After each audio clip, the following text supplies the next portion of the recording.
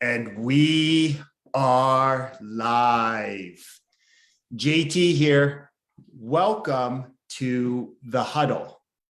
The Huddle is where I sit down with successful people from the world of sport and coaching.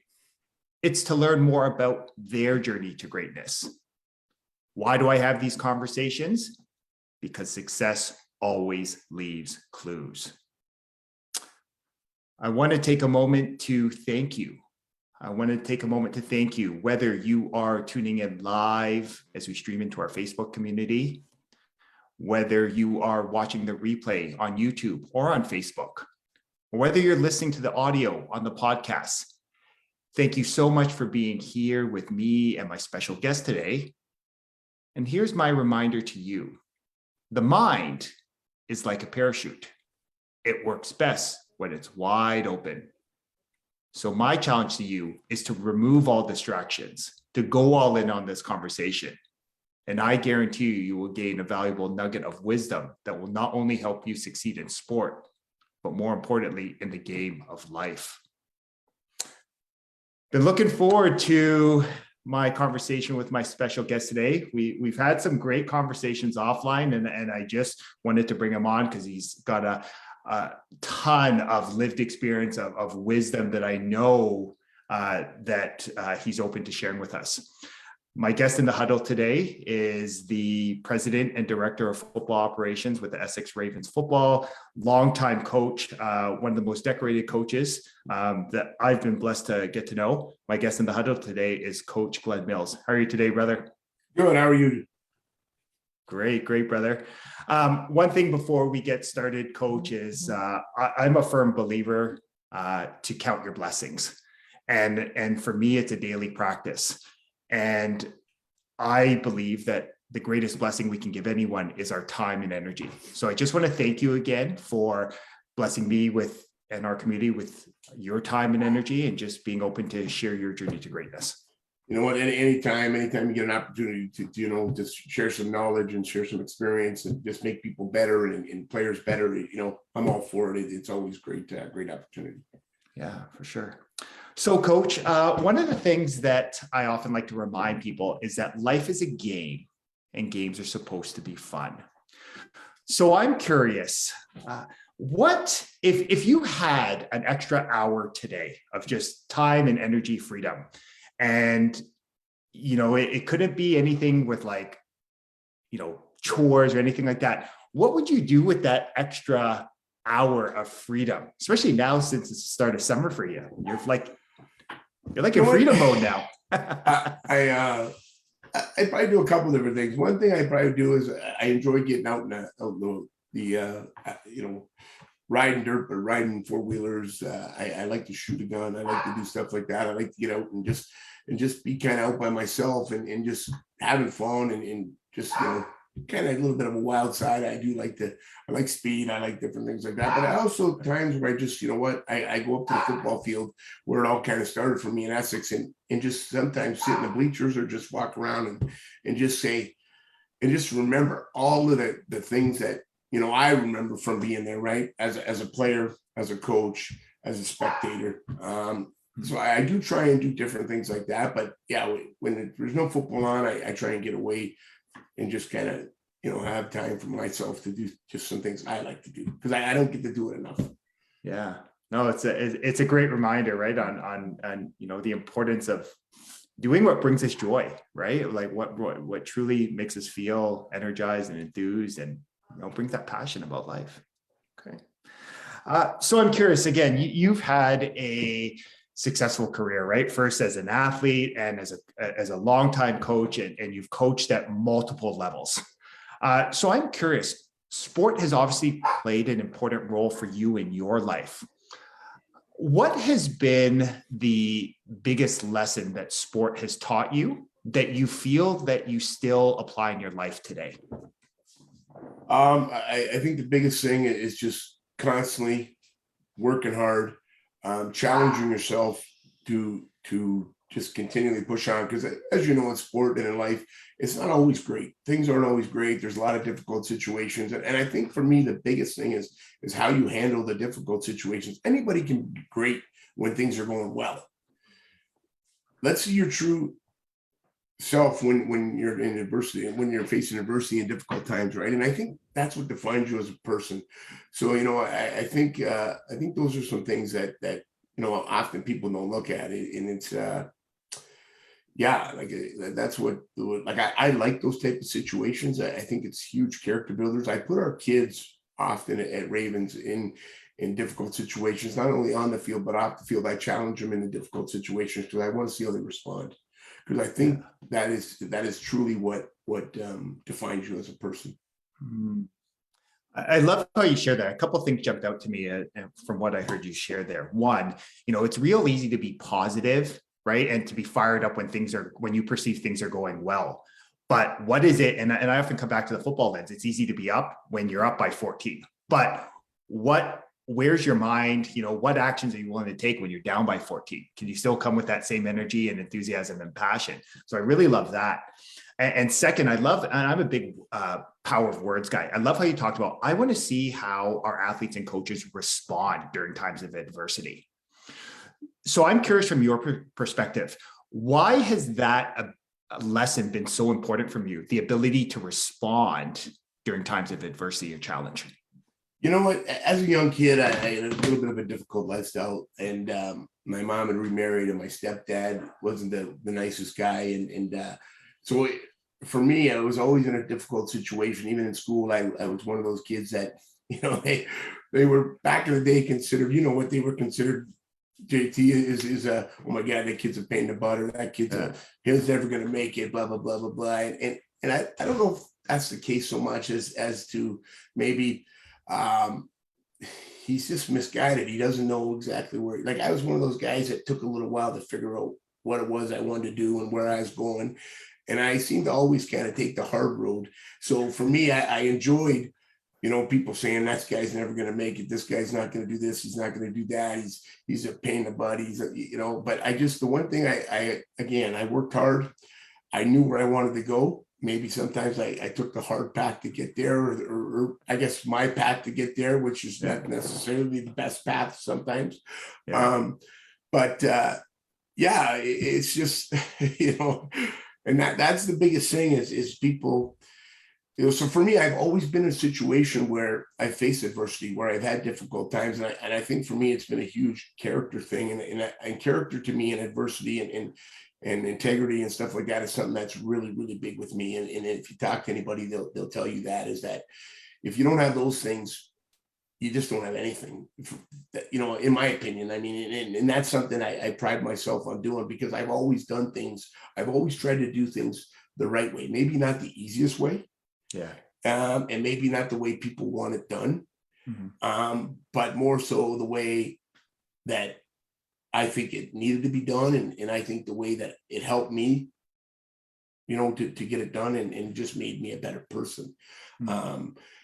And again, it was a long road. It was, I had a child very young. And so there's been lots of adversity and lots of different things that I faced that, I think I got a wealth of knowledge and experience, growing up, and it's kind of landed me where I'm at today. And not only that, I've had some great mentors and coaches in my time that really kind of guided me in some very difficult situations that helped me, get to kind of where I'm at now, that I'm forever grateful for. Right. Yeah, no, and what I really heard from you there, Coach, is again that sense of gratitude, right? That sense of, hey, these have all been blessings. Yeah, you know what? You've acknowledged it. Sometimes I've chosen the more difficult, right? Sometimes I've walked through the school of hard knocks, but what's really on display here is it's made you into the strong and powerful leader that you are today. It has. The one thing I'll never forget, when I was in high school, there was a teacher / guidance counselor that said to me, "You're never going to make it. You're a troublemaker. You're this, you're that." And that always stuck in my head. And it didn't upset me. It just said, "Yeah, buddy, I'm going to show you that I'm going to do this. And you're wrong." Like, you know what I mean? Like, those are the kind of guys that I just love it when they just say that I can't do it, because I'm going to prove you wrong. I guarantee you I'm going to prove you wrong, and I'm going to do it. And again, you're going to see, and I always have those in the back of my head where guys say that to me, or guys have said that. And it's pushed me to probably work 10 times harder than I would have worked if, I didn't hear that. I love that you shared that story. And what it reminded me is I had a similar experience when I was in high school in grade 12. I remember my guidance counselor pulled me in, and it was a guidance counselor by alphabetical name. And this guidance counselor pulled me in, and she just told me, I don't think you should take grade 13 kinesiology. Like your marks, science and math just don't, like, I don't think you're going to be successful. And I remember that really sitting in the office, same as you, going like, I've never met you before, and you're telling me what I can't do. And it was interesting. It was our mutual connection for Coach Terry Lyons, who I went in his class, and the light bulb sort of went on with me there. And he was always someone that always encouraged me, that always poured into me. And the light bulb went on, and all of a sudden it was like, I proved her wrong, because here we are, I ended up going to university, studied kinesiology, became a phys ed teacher. So it's interesting how sometimes people doubting you can sometimes light a fire under your arse. It does. It 100% does. And like I said, grade 9 and grade 10, I was a difficult kid. I was often kind of fighting in school and bucking the system and just doing things my way. Like I thought, no one's going to tell me the way I do things. I know how to do things, and I was one of those guys, right? And it took some time. It did take some time. And grade 11 and 12, I kind of settled down a little bit. And then fifth year, grade 13, grade 13, when I was back in school, I kind of got my act together a little bit. And I was a very, very good wrestler. That I was very fortunate to have a tremendous coach. And then Ross Pettigrew with football kind of, again, made a tremendous path for me and Greg Wood. And those are the times that kind of, I think, really started to get my act together and kind of figured out, where I wanted to go and what I wanted to do and stuff like that. So, it's interesting, Coach. Again, you talked about the power of sport. And one of the things is, I think it builds in this inherent, like it helps you to understand the value of having great coaches and mentors in your life, right? The ability to receive the love tough sometimes, right? The high expectations. One of the things I've really come to appreciate about you is, one, anyone that's been around Essex Ravens knows you have a large coaching staff, right? You have a lot of support around you. What I really love, though, is a lot of the former athletes come back as coaches after, right? And they help support you that way. So I'm curious, has that been a conscious one to bring them back, or is that just something where they have such a good experience, they just want to continue to be a part? I think a little bit of both. I do definitely always talk to our kids. Say, listen, guys, I said, football for me changed my life, football and wrestling. And that's what we're trying to do with our guys is, and I said, when you have an opportunity to give back, it's extremely important you give back. Everybody has a little bit different experience. Everyone has a different look at the way football went or gain different things out of football. And I just think you take whatever it is you got and you pay it forward a little bit, and you help these young men out, and you try and again, make them positive members of society, make them great young men. And I use football as simply the reward to taking care of your business off the field, right? At home, in school, in public. You take care of that stuff, the rest of it takes care of itself. And football is simply, again, the reward or the opportunity to be able to say, hey, I'm taking care of my business. If you don't take care of your business there, you're not going to play at our place. You're going to watch, and you're going to, until you get on board, and it's just not going to happen, right? So I use football as a tool to try and get the most out of each and every young man. And I have had a few young ladies that have played. So that's the biggest thing for me, is just to try and make them understand that, listen, what happens here is just a small part of your life. It's what happens off the field that is the biggest part of your life, right? And I love how you share that, right? Like you talk about, the successes, right? The wins, the championships, like those are great, but it's more about doing the little things well. And one thing, Coach, I've always come to appreciate, again, coaching against you, being able to just have our conversations at many events, just being able to observe, is I love the attention to detail with like simple things. And some might call it old school.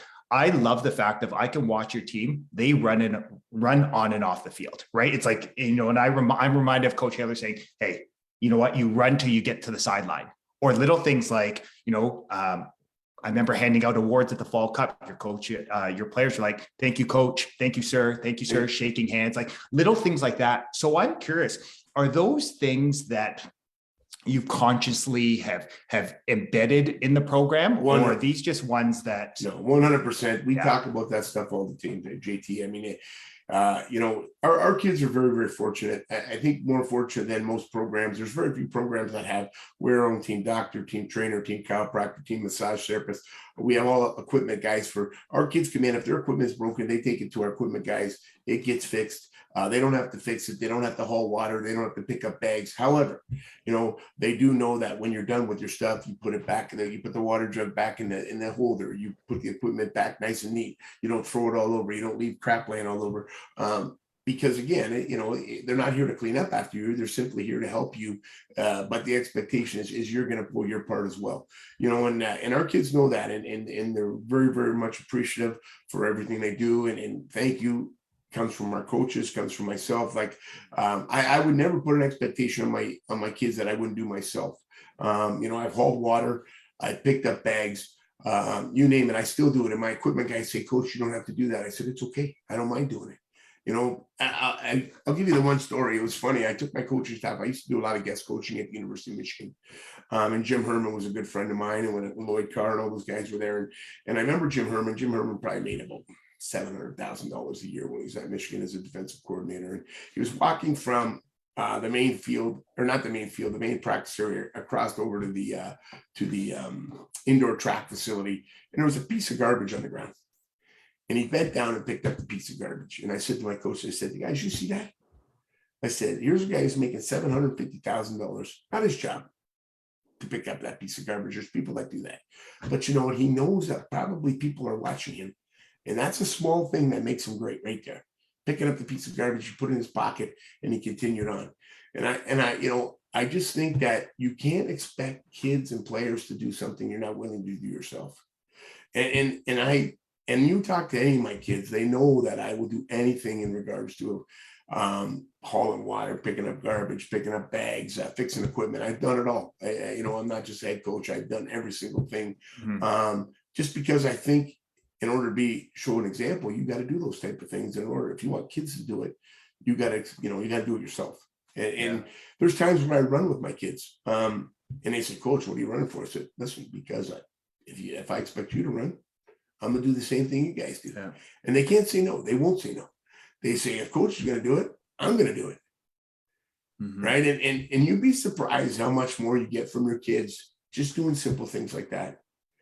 Because they will not say, "I'm not doing it." If they see our coaches, and a lot of times, a lot of our coaches jump in just because it's just a simple thing that just kind of self-motivates kids to do even more, right? Yeah. Well, and what I love about that is, in sport, there's this, I've observed, in the 20 plus years that there can be this sense of entitlement if it's not kept in check.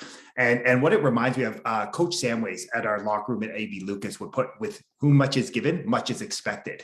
And it was the same idea, again, cut from the same cloth, that there was nothing that our coaches wouldn't do. We would pick up garbage off the floor, carry water, whatever, tape kids, whatever needed to be done, whatever we're asking them to do, we would be willing to do. And it's interesting when kids see you doing that, they get it. Like, they realize you are all about them. And the funny thing is, your work actually lessens, because then other athletes and coaches want to start doing it because you're modeling it. They jump in and stuff gets done a lot faster, and it's just an all around better attitude. Yeah. Kids won't, like I said, if they see you doing it, they won't not jump on board. They will do it, and whether they want to do it or not do it, they'll do it just because they don't want to let you down. Yeah. And they see you doing it, right? And that's the biggest thing. Like, I think, our program, our kids are tight. Like, nobody leaves practice without someone, like when someone's left on the field or when something's not done, they don't leave. Everybody stays there until it's done. And we leave and we come together. And that's something that, we believe is extremely important. And I think, again, that's why a lot of people come back. We tell our guys, once a Raven, always a Raven. They're always welcome back. We make sure when we bring them back, we introduce them. We make sure, we everything, and that's important. Like, and I think that's why we've been so successful in regards to, our kids coming back. Like I could pick up the phone and call up, oh my God, I got multiple guys in the pros, and they would do anything they needed because of the, tremendous experience they had in our program. Right? And they know that it's for the kids, and the expectation, they know what it's for, and they're great that way. Yeah, I love that, right? Like that ability, and I think back to Coach Haler and coaches used to talk about like pay homage, right? Like celebrate your past and then create your future moving forward. So I love that, right? It's so important. So I'm curious from your perspective, right? I was actually speaking with one of our other district football coordinators at Football Ontario, who again, has been teaching and coaching for 20 plus years. And I remember we were walking around the school, and I just said to him, I felt like there was a lot of just inherent coaching and mentorship that went on. Like I started my career, I've always, in my teaching career, as I mentioned to you multiple times, I was always the baby. So I was always like just a wisdom, like just wanted to learn from other people who had been successful for much longer than I had been. Do you believe that those lessons are still embedded, or has something been lost in terms of coaching and mentorship in something like sport or education, or from your experience? What I find, JT, is I find is these young coaches think that they deserve to be head coaches and coordinators and everything right away. They don't have to put in time. They don't have to prove themselves. Like where I come from is you work, you get this opportunity. You work harder, you get this opportunity. You work harder, you get this opportunity. Nothing's given to you, right? Where, people just automatically think, well, I'm too good to just be a defensive or a assistant, a coach. I should be a coordinator. Says who? Like, what have you done to be a coordinator? You know what I mean? So I just think that that's one thing I find with today's society that is, for me, really difficult, because I know how hard I've worked. And I know how much time I put in, and I've never, I became a young coach at the Essex Ravens, and probably my mid to late 20s. Really didn't have any clue what I was doing when I first started. as being a head coach, as being a head coach, I knew football. Yeah. I knew I could motivate people. Sometimes, in crazy ways. Other times, and just, it was just different, right? But I had some great mentors that again helped me along the way, and that I always tried to bounce things off of. I still, believe it or not, call up Ross Pettigrew and bounce things off him, Greg Wood and bounce things off him, and my wrestling coach and bounce things off him, because I just want to make sure when I'm making a decision or when I'm doing something, it's not just my way I see it. I've got multiple ways I help people see it, right? Because every decision I try and make is what's best for our kids and our program in general. I've never made a decision what's best for Glen Mills. I mean, Glen Mills is one guy that's going to eventually go, just like all of us, and nobody, and I've always said this, nobody's bigger than the game. When it's time for me to go, when it's time for me to go, and I'm fully aware of that, and I fully understand that, and the game will continue to move on, and you just want to try and leave the biggest positive impact you can, right? And that's, that's kind of how I look at things. And like I said, I just find today's youth and today's younger coaches just, they don't have the respect of the game. Like, I believe football is a different type of game. Like, it's just, you gotta have a tremendous amount of respect for the game. It's not about me or anybody else. It's the game is bigger than anybody. And sometimes I think a lot of people lose that point of it. What I love that I heard from you again is that ability that here you are, right, have created all the success, right, and built this successful program, and you still tap into your coaches and mentors, right? And what I love about that is it takes a certain level of calm and confidence, right, to say, hey, I'm not sure what the answer is, but I'm gonna tap into my, the people I trust to shape my perspective, right? And then I can make sure that I'm making the best decision for everyone, right? So I love that share. And I think that's incredibly important, right? Because again, everybody sees things a little bit different. And sometimes, depending on what position you're on, you can be blinded by kind of what your goal is, right? So I always, again, try and get multiple people. And I talked to Joe DeMore. Joe DeMore is a very good friend of mine. We coached together for a long, long time. And when we talk often about, different things. And if there's something that's kind of bothering me, or if he knows something's bothering me, he'll give me a call and say, hey, what's up, man? Like, and I use him as a tremendous sounding board as well. Because he's had a tremendous amount of football experience as well. So those guys, I don't want to say they keep me grounded, but they keep me open-minded for sure. Yeah. Which for me is important. Yeah. Well, and again, it's a great reminder that often the most successful people are willing to share their lived experience, to share their wisdom with you. It's just interesting that are you open to asking for that feedback, right? And it's funny that when you ask the questions, again, those most successful people are usually willing to open up their playbook. And for me, and that's something it's probably taken some time, as a young coach. Again, like I told you earlier, I took over. I was very young. Greg would have did it for 1 year. And he said, Glenn, you want to be the head coach? And I said, what the heck? Let's give it a try, right? I had been coaching for some time, but I had never been a head coach and as a coordinator and stuff. And again, I look back at it and man, I really, in my younger days, I maybe wasn't so open to advice. Yeah. I was kind of one of those guys that said, "Oh, I got this. I know what I'm doing," and I played and blah blah blah. And as I've gotten older, I've really expanded in regards to just going out and getting advice and looking at things a million different ways and just trying to understand. Not every kid's the same. You got to teach you. I coach every kid differently, and I forget the one experience. I think it was 2002, and Andy Fantuz was playing for us. And I'm me, JT. I'm a guy that kind of gets up in your face, and if things aren't getting done, I'm on you. Like I'm up your butt, and I'm like, come on, man, we need more from you, and blah blah blah. And I'll never forget, Andy was playing bad. He just wasn't playing good, dropping balls and just not making plays. And I went over, and man, I got on him, and I got on him hard, and he played worse. And I'll never forget the end of the game. I said, well, that didn't work.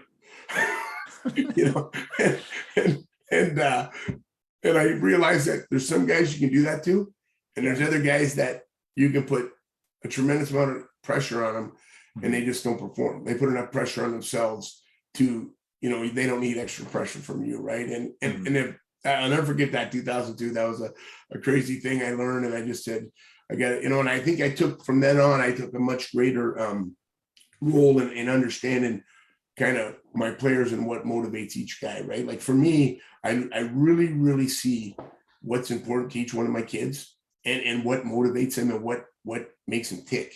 Yeah. And then I try and use those things to make them become better players, right? And it's a game. It's crazy, but I've become very, very good at getting the most out of my guys just because I understand, what each guy needs or what each guy loves to make him get them fired up. And I kind of, I play those games with those guys and I get the most out of my guys often doing that type of stuff, right? Mm-hmm. And what I love about what you shared there and what I heard from you again was that's what great leaders do, right? Like your first responsibility as a leader, and this is my belief, is that your first responsibility is to get clear on what people want, right? And you talked about like what fires them up, what is on their heart, what makes them tick, what's gonna allow them to dig a little bit deeper during those times of adversity. And then from that, then you can actually learn, like you said, it's a game of push and pull, and that's the beauty of coaching, right? Yeah, there's and it's funny as coaches, you do all kinds of goofy and crazy stuff to motivate kids. I mean, there's one time one of my coaches, we were playing Mississauga. It was a big game. We had a huge rivalry, and one of our coaches had made up a fake newspaper article and saying all kinds of crazy stuff, right? I mean, we put it up in our locker room, and our kids were mad. They were mad, and they didn't realize, like, they didn't go back and read the paper and realize that what was said and what wasn't said. There was an article, but he had tweaked some stuff and changed some stuff, and I mean, we come out and we just destroyed him, and I was going, oh my God, like it's just so easy how you can kind of manipulate him and twist him and just get him fired up, right? And I kind of chuckle sometimes. It's very funny, some of the stuff that back in the day that we used to kind of do. Yeah. So I'm curious from your perspective again, like that to me has always sort of been that idea of, right? Like I see now why I've always enjoyed our conversations is that I kind of have the same passion to like, I just want to learn more about you. Like I find out, where do you want to go? Like what makes you feel alive? So I'm curious, is that something that you believe you can teach someone, or is that just something that some people have, some people don't? No, maybe a little bit of both. I mean, I know our coaches, we've had some coaching changes over the last little while. I try and keep it consistent, but Yeah. especially the younger guys, they don't really take the time to learn about the players. Like I go to practice, I'm out early every day. I shake their hands every day. I ask them how their day's going. Hey, you got anything? You need anything? Blah blah blah blah blah. And I try and do a lot of that stuff. And I try and encourage our coaches to do that. I said, because you never know when they come to football practice what they have on their plate. Kids nowadays, are facing a million different things. I mean, it's COVID. I mean, even pre-COVID they were, but now even post-COVID, there's a lot of things on their mind. There's a lot of things on their plate. There's a lot of mental health issues. So I always try and make sure our coaches are out there saying hello, shaking their hands, saying, hey, how's it going? You need anything? And the biggest thing I want my kids to understand is, guys, listen, this is a game, but I care about what you are as a person. I care about what you're doing. And if you need anything, please let me know and I'll be gladly help you. Because in the overall scheme of everything, football's a game and nothing more than a game.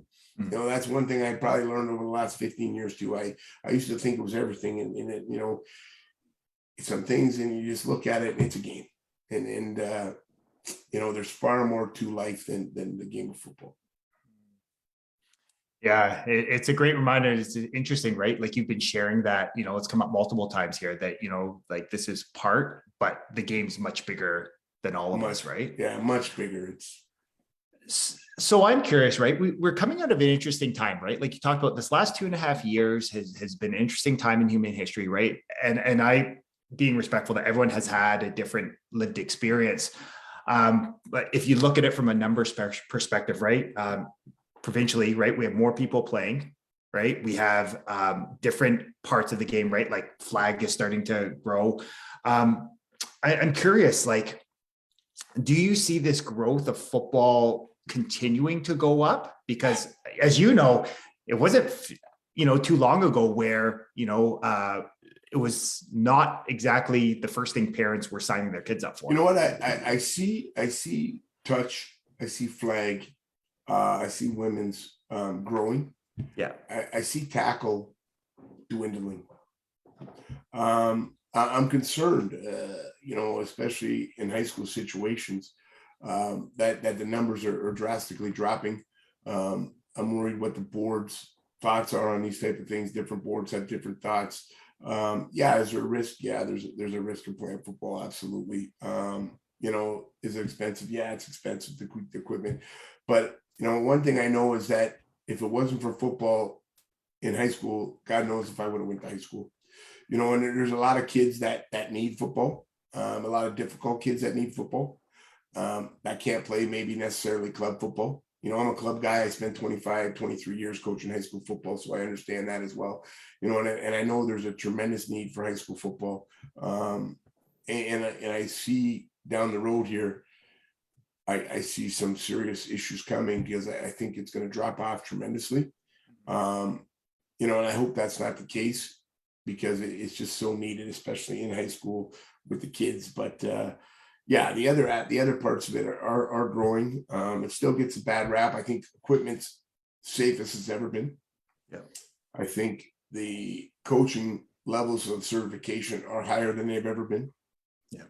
I think the techniques are higher than they've ever been. And I think parents are missing the boat on that. And they still think that football is a very dangerous game. Yeah. And I tell you, I remember playing, what was a concussion protocol? I had a helmet that was a suspension helmet. Sometimes I hate guys and I didn't know what day it was. I remember walking the wrong huddle and then going in a huddle. They're like, buddy, your huddle's over there. Hey, thanks guys. You know what I mean? Like you can't, that stuff doesn't happen anymore. The equipment's tremendously safe, the safe tackling.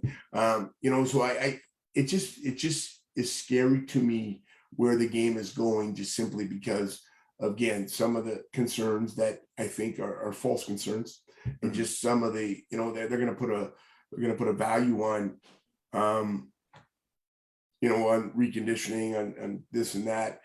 And I think there's no amount of money that can teach the lessons that football teaches on the field. And they need it in high school. I learned far more on a football field than I ever learned in high school. In regards to life, right?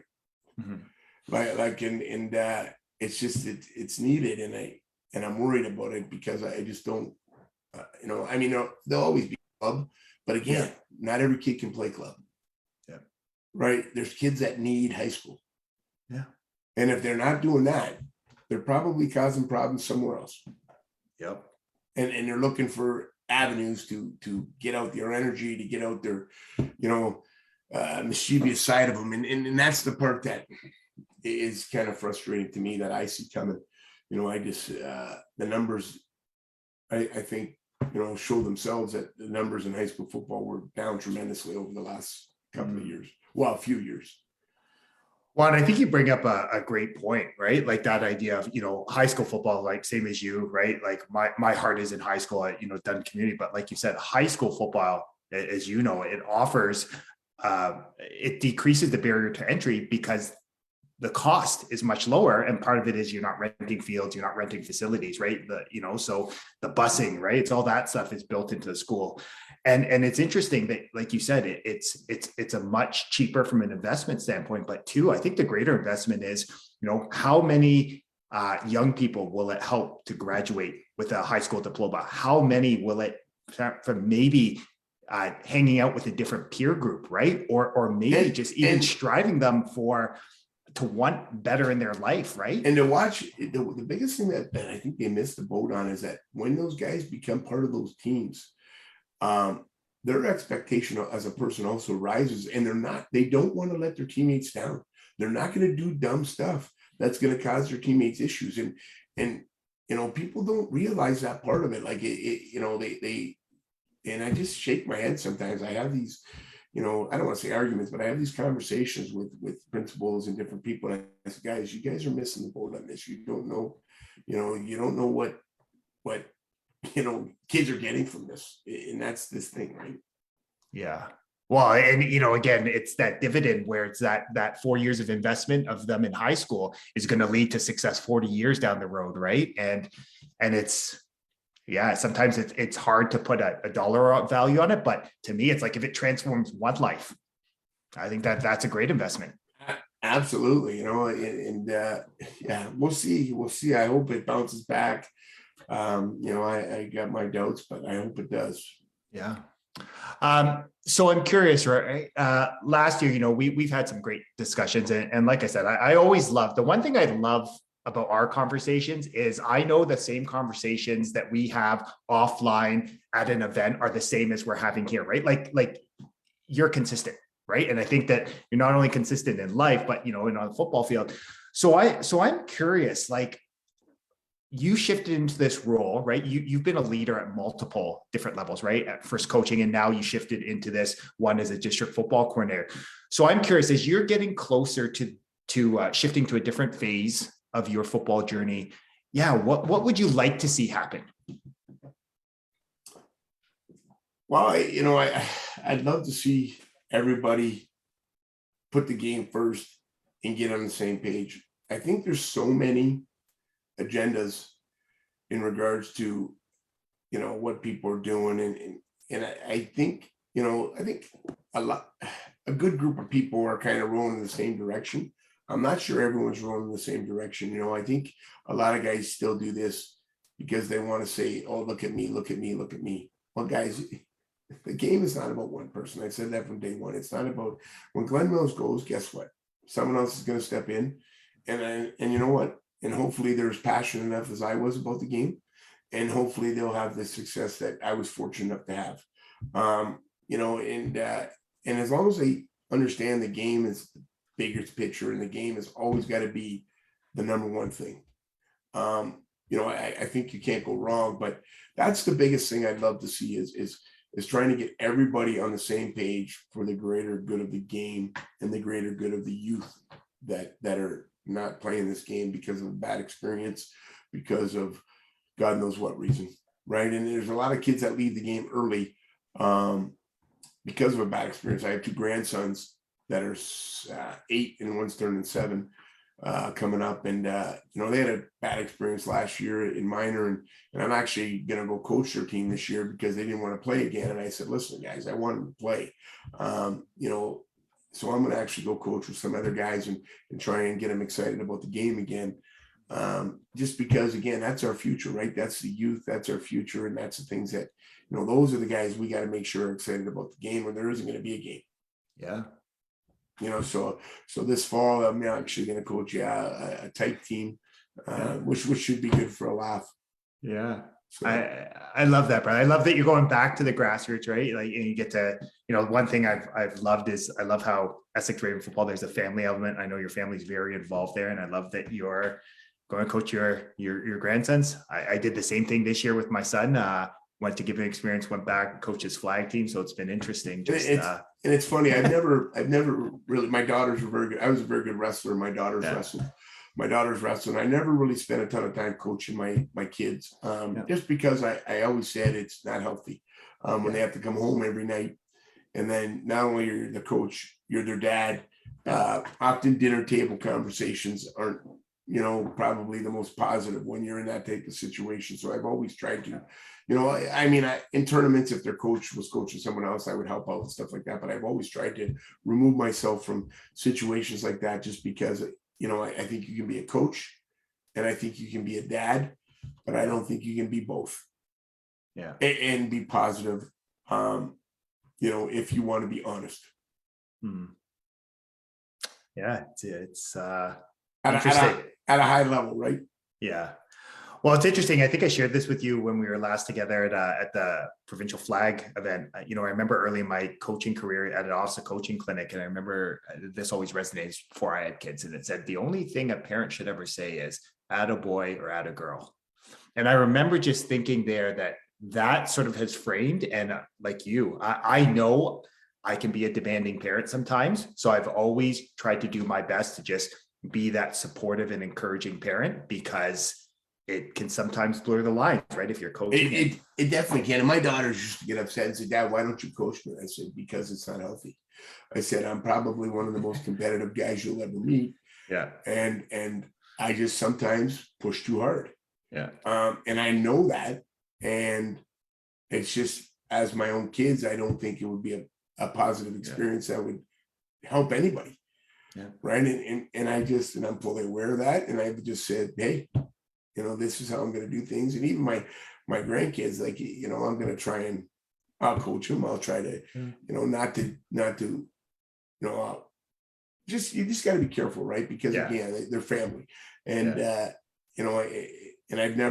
just never got kind of caught up in that stuff, just because it's just, I don't think it's healthy. That's my own personal opinion on it. Right. Yeah. Okay. So I have one last question for you. Again, respectful of your time and energy. One of your blessings is you've been able to coach, right? Like now you're shifting into coaching your 7 to 8-year-old grandsons. You're currently coaching, right? 17 to 18-year-old men. You've had the blessing of coaching 27, 20-year-old guys that are playing pro.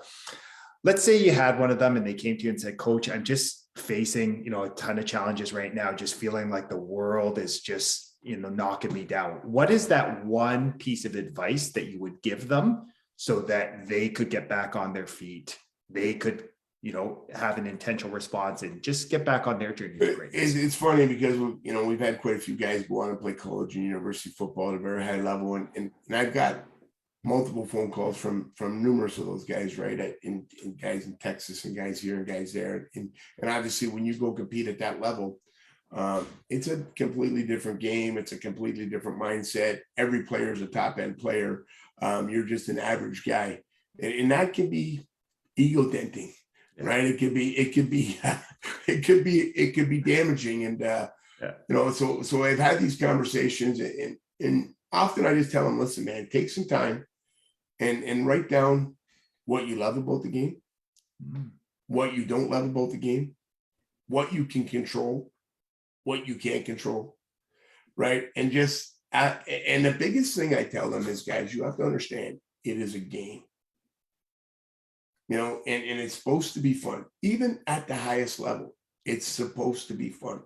Yeah, you're getting paid, and you're only going to get paid for a certain amount of time. Yeah. Right. But it's still got to be fun. And as soon as it stops being fun, it's time to leave. Like I'm still having a ton of fun.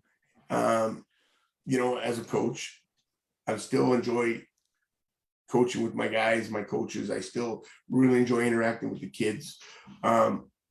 Probably, my passion is decreasing a little bit, but, I've always told myself when I go, I got practice tonight, it's time for me to go. Yeah.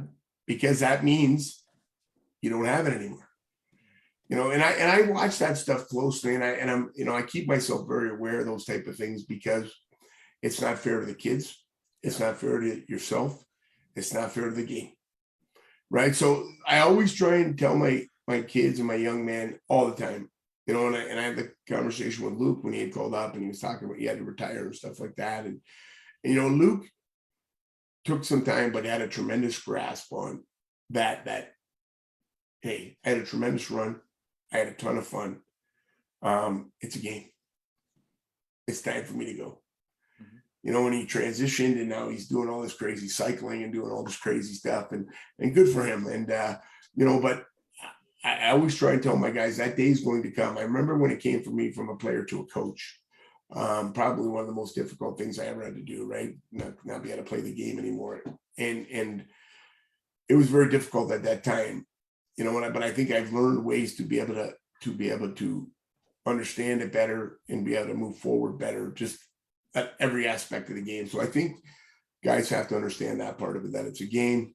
There's going to be a time where it's going to come where you're not going to perform at the level you want to perform at anymore. And it is what it is. Transitioning to a different avenue, whether that's coaching, whether that's, mentoring, whether that's God knows what, right? And just embrace that and do it to the best of your ability. Yeah. And that's all you can do, JT. And that's what I've tried to do. And like I said, I've had some good times. I've had some not so good times. Well, I don't consider them not so good times. I consider them, some times where I definitely had to reevaluate. Yeah. And learn and regroup. Because again, I think those are the times that you probably learn the most. Right. For me anyway. Yeah, I love it. Glen, I just want to take a moment to acknowledge you. I want to take a moment to acknowledge you for the man you are, the great dad, husband, coach, teach, mentor, more really the amazing human being you are.